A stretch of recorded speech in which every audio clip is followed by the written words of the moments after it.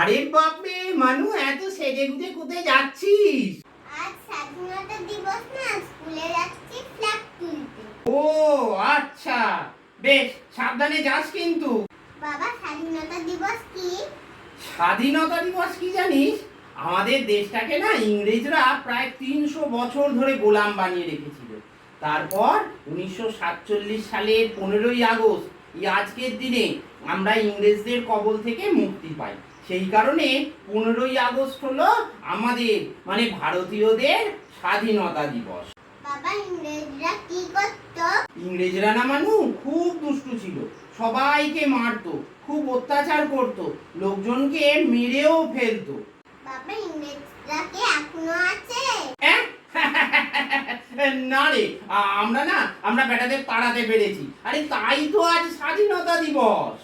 বাবা, এই ডাক্তারটাকে কারা মারলো? তুমি যে খবর শুনছিলে। এর উত্তর তো আমার জানা নেই রে মা। আপনাদের জানা আছে আরাধ্যার এই প্রশ্নের উত্তর?